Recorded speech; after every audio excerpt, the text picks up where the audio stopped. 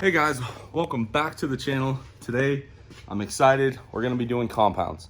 I've only fabbed up one other compound kit in my entire life. The triples that are on the 05. I didn't do a ton. I was a parts holder, a grinder, a hold this so I can measure that. Shad and Meyer did a lot of that. I did get to practice some mild steel TIG welding on the stacks, but that was really it. This one, our TIG machine is on strike start instead of the high frequency start. So I'm not very good at the strike start. So we'll try doing a little bit with the TIG, but I have a feeling this is gonna end up being a MIG job. And for that, all I say to people that know more about welding than me, congratulations. I wish I could be on your level, but I'm not. My job doesn't require me to be an excellent TIG welder. But that being said, if I had the high frequency start, I'd probably TIG weld this kit. You don't have to, but it does look a lot nicer. The MIG just tends to leave a lot more slag. I guess slag's not even that. The welds just look kind of nasty. So anyway, we have our 2007 truck here. Same fueling setup, 12 mil pump, 100% overs, stock bottom N59, ARP 625s, factory head gasket, and we are just going to bolt compounds on. Now, I can promise you guys that I would not recommend this if you wanted reliability. This is not a setup that I think is going to go forever. I'm not sure if the head gasket will let go first or if the rods will let go first. My hope is the head gasket does. That'll kind of be the fusible link. We're going a little spicy on the compounds. I've done S300, S400s before. They work great, but that's not what I'm going for. I've always wanted a side-by-side S400 kit on a common rail.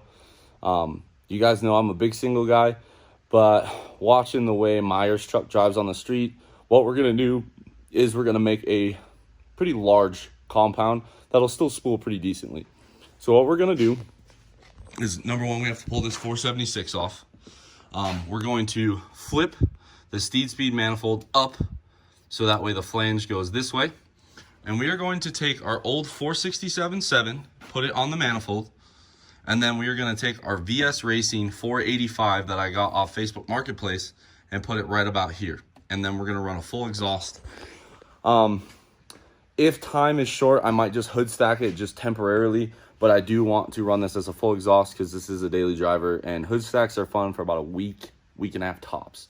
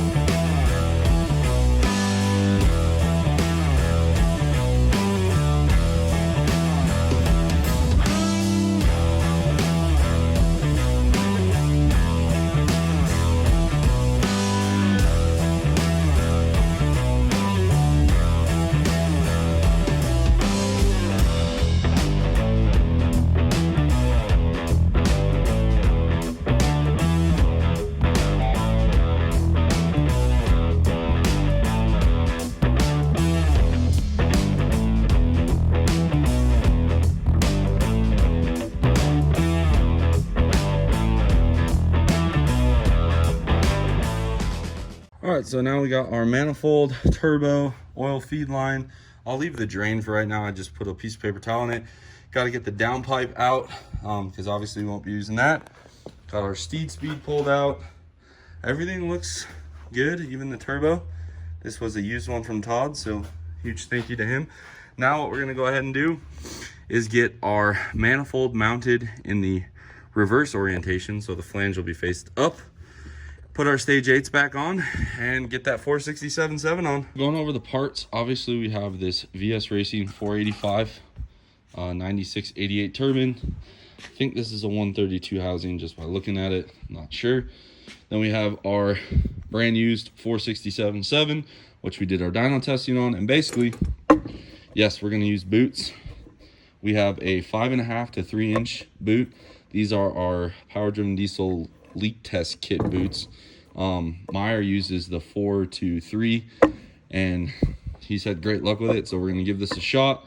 We have our Marmon flange for our downpipe, which, looking at this, we're gonna have to kind of choke this down quite a bit because I don't think a 5-inch downpipe is gonna fit. We have our Keating Machine billet T6 to 3-inch adapter flange right here with our stud kit. We have obviously our used steed speed clamp for this portion. We have our 3-inch clamp for this portion up here. And we have our mild steel 3-inch V-band. And basically that is going to weld onto here. And this piping will then feed the inlet of here. So there'll be a boot here, V-band here, air filter goes on here. And then our hot pipe, we have right here, we have our flange here with the clamp. Basically what we're gonna do is we are going to kind of swing down, put the 467 swing down, and then come over for the hot pipe. Then the inner stage pipe will kind of go like this into it. The down pipe will come off here and kind of angle down into the transmission area. And then our 485 with air filter will be here, and our boost pipe going to the from the 467 to the intercooler will be right here. Now that you guys kind of have a gist of the parts we're using, the only thing I would say is if you're able to weld aluminum or know somebody who does, you could put a V-band cover on here like we did on my triples. I'm just going to brace this 485 better off the hot pipe than most people do, because I'm not able to weld aluminum. And one thing before you get started, I always tape up or block the oil passages on the turbos. That way any grinding, slag doesn't get in there. Dates torqued in that manner, you know, the round the clock. Now, when you run a 467.7 or really any S400 on an inverted steed speed, you have to space it out or else the cover hits on the manifold itself. So what we're gonna do, we have this spacer here, courtesy of the Murr. And I'm gonna put a used gasket in here for right now just because we're mocking up. And then we're gonna put the housing on. I don't know if these studs are quite long enough. Might have to swap them out for a different style. But it is a 1/2-inch spacer. Now we'll go ahead and drop the turbo blower on. I'm gonna pull it apart, basically drop it in like we do before, which is just the turbine housing, and go from there. We have it on now and it's inverted, as you can see. Basically what we're gonna have to do is come around and make a nice 180, kind of stay tight to the block, and then come up here. Reason for that is the inner stage pipe, or sorry, not the inner stage, the high pressure pipe from the 467.7's got to go through here. All the while we also have to get a turbo drain in as well. So what we'll do is go ahead and get the super core of the 467.7 put in and kind of get it snug. These are just kind of hand tight. I didn't try to waste the gasket, and we'll start laying it out. As you can see here, we got plenty of room to come down and around. The big thing is staying tight to the bottom of this manifold as close as we can to give us as much room as we can for the downpipe that's got to sneak its way through here. All right, now as you guys can see here, we got the turbo clocked and it still hits the manifold.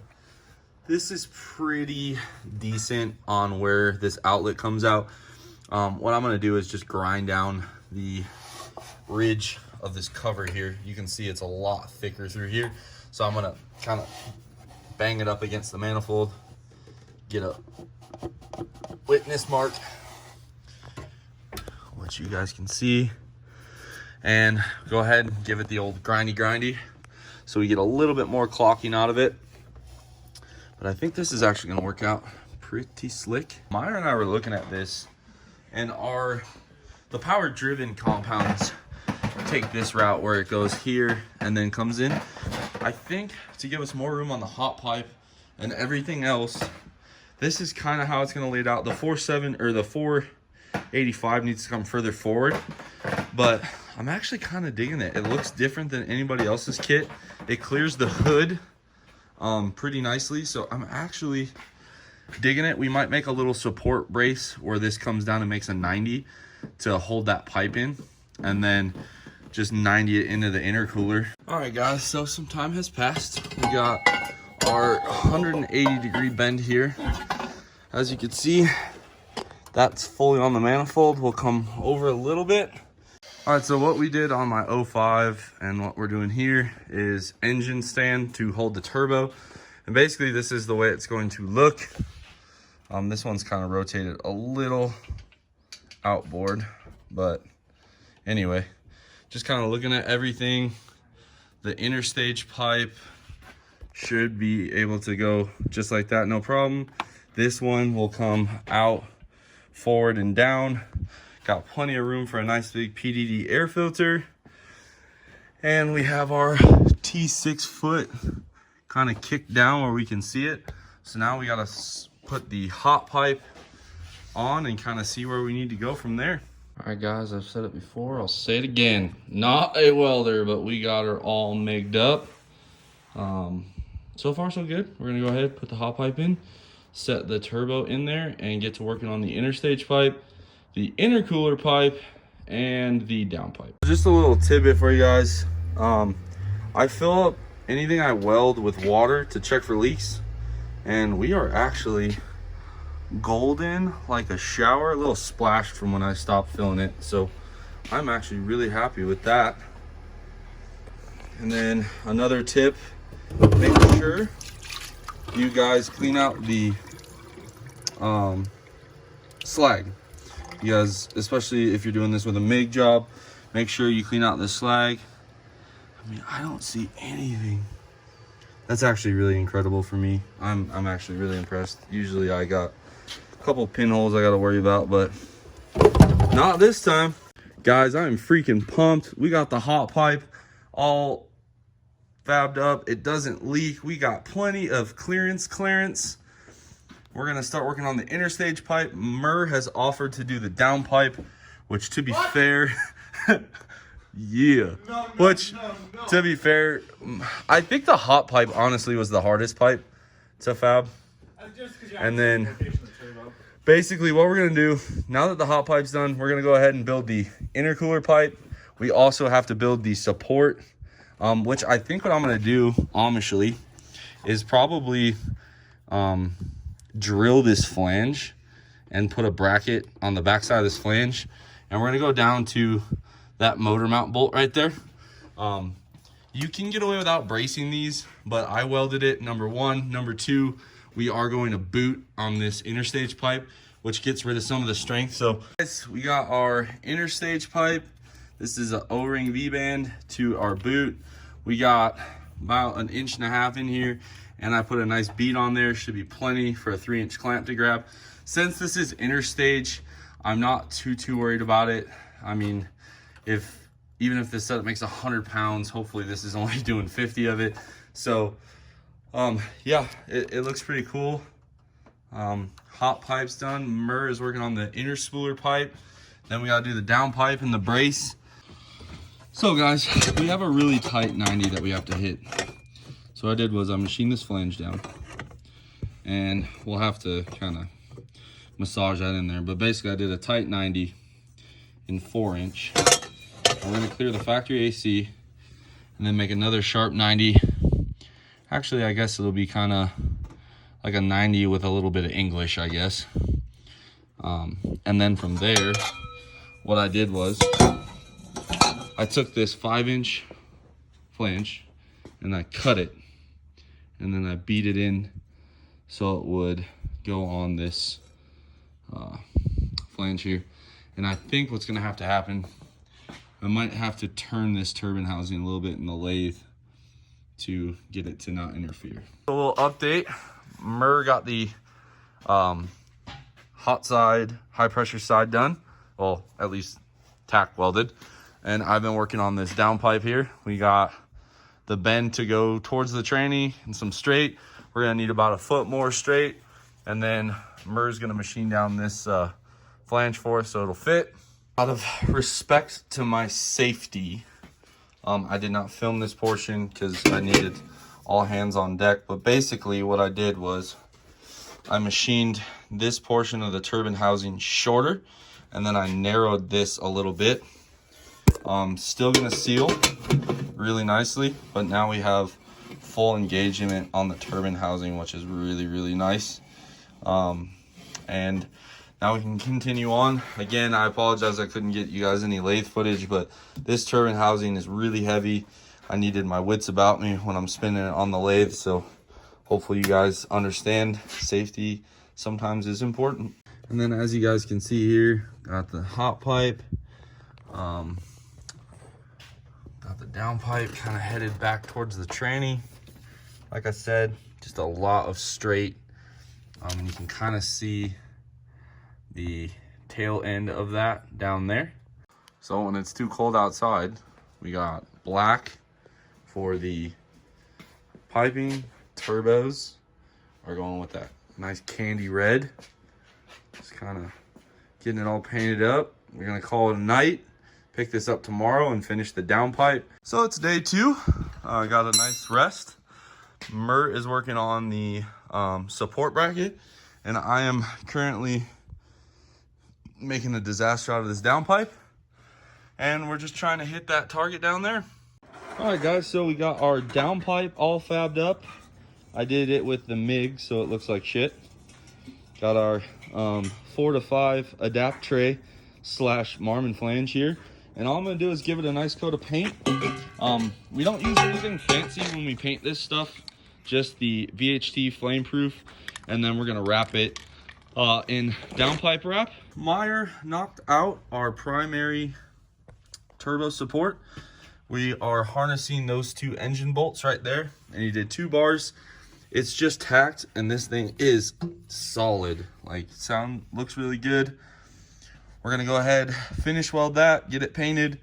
Now we can pull the hot pipe out, paint that, wrap it, and from there we'll put it all together, run our oil feed, oil drain lines, and this project is getting pretty close. To wrap the downpipe, we're using this Cool It Tech graphite black heat wrap. Pick it up at your local auto parts store. The trick to a good wrap job is soak this stuff in water. It'll allow it to be a little bit more pliable, and you'll get nice tight wraps. So we'll let that soak. The other thing I do is I always wear gloves, because this fiberglass gets everywhere and it really sucks, and it burns a little bit. So we're gonna let that soak and get to wrapping this downpipe. All right, so we got it all wrapped up. I used 2 of the stainless ties down here. I wouldn't say perfect, but one of my nicer wrap jobs. Pretty nice and uniform, nice and tight. Should hold up for a long time. All right, so now we're gonna go ahead and get our second turbo drain in. I would love to tell you guys that I usually get these freeze plugs out, but full honesty, I'm gonna just hammer this thing into the block and let the oil filter do its job. And I tried, but just like I had previously stated, into the oil pan she goes. We'll see her soon, I promise, boys. And just like that, we have our second oil drain for our turblowers. That way each turbo gets its own drain and we don't have to worry about backing up. All right, we have everything painted. We went gloss engine enamel on the piping so it stains a little more heat. The metal cast red on the turblowers.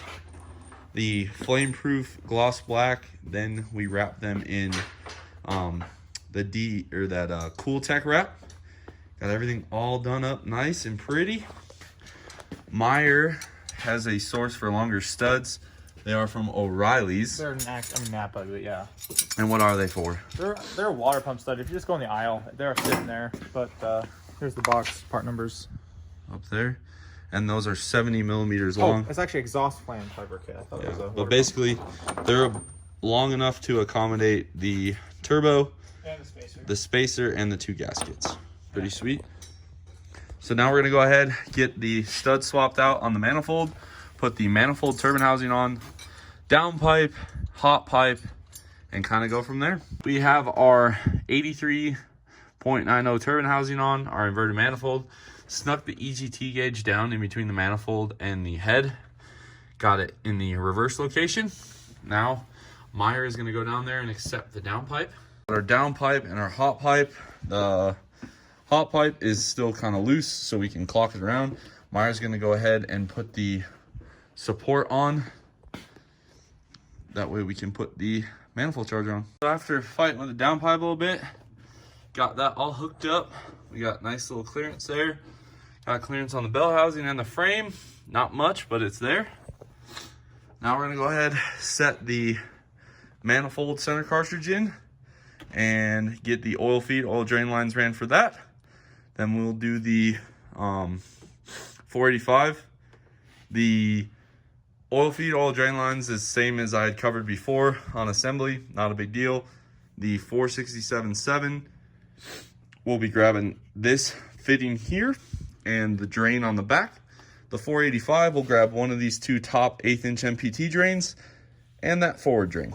Feed oil drain line ran on the 467.7. Now we just got to do the 485. Nice part about the 485, it'll just be a 45 to a straight, and then the oil feed is just going to come 90 off here, maybe a 45, haven't decided, to a 90 here. All right guys, so we have our air filter. All of our oil feed, oil drain lines came courtesy of Vibrant. This is not sponsored by them, but they make good stuff. I like it. Downpipe, a little tight. That's the only thing I think in this kit I'm not a fan of. Also, Meyer wants us to go on first ride and just blow intercooler pipes off. So we just got to do this interstage pipe. Pretty easy, and we'll get first fire. All right, everything put together. She is looking good. Can't not wait to go drive this on the street.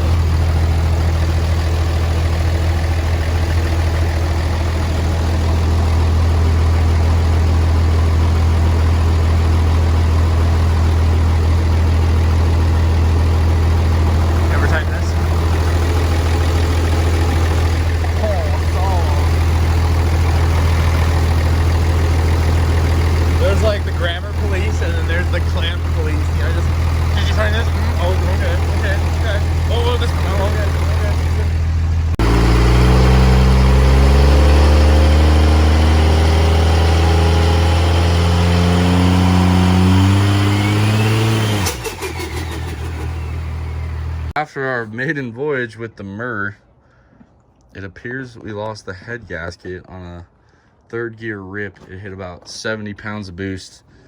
This thing is rock hard, and there is coolant all over here.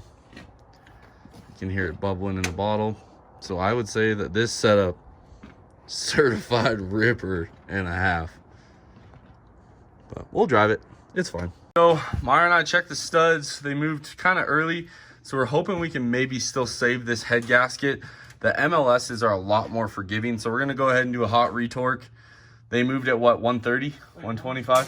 95-ish, the one we tested. So we're gonna torque it again, see if we can maybe breathe some life back into this project.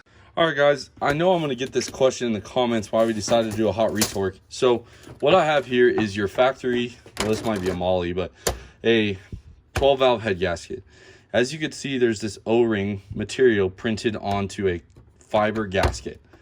So what happens is when this head lifts off, it tears this fiber material, this O-ring material, and it makes it so it won't seal again. Like once it's torn and it's got a tear in it, it's always going to leak. Now, one of the reasons why I always say common rails are better is head gasket design. As you guys can see here, we have many layers of steel. That's why these are called MLS head gaskets. Now this is actually a 5.9, so we lucked out. What will happen is since it's pressurizing the cooling system, this is oil. These ones here, this is the push rod holes. So these are your head stud holes right here. And then you have coolant passages. Some of them have different size orifices for different requirements per Cummins on where the coolant needs to go. But what probably happened, judging by how it torqued, the back ones were very loose. And when I say loose, they just moved a lot earlier than the rest. What probably happened is it shot through. What'll happen is sometimes it'll shoot through the MLS, or it'll cut through here. But because these are steel gaskets, they will kind of chip if you scratch them. They kind of turn like a silvery color. They have this printing on them. But if you re-torque it down, a lot of times you can actually save a head gasket for a little bit. Obviously, this truck is not going to do 1300 horsepower with the head gasket now being compromised, and not that it would have probably done it in the beginning. But I think we could still get our 1000 horsepower without pulling the head and firing in it. So again, I'm kind of hopeful. We'll see how the cards fall, but did not want to leave you guys hanging on the differences between the two style gaskets.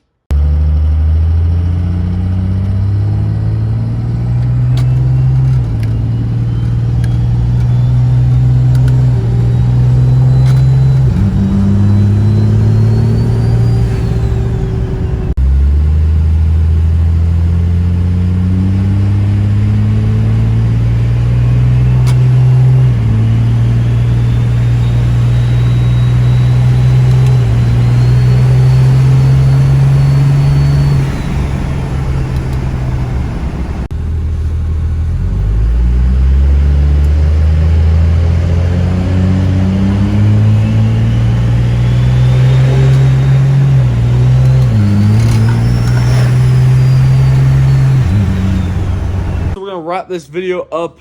Again, this compound setup, man, spool's great, drives really nice so far.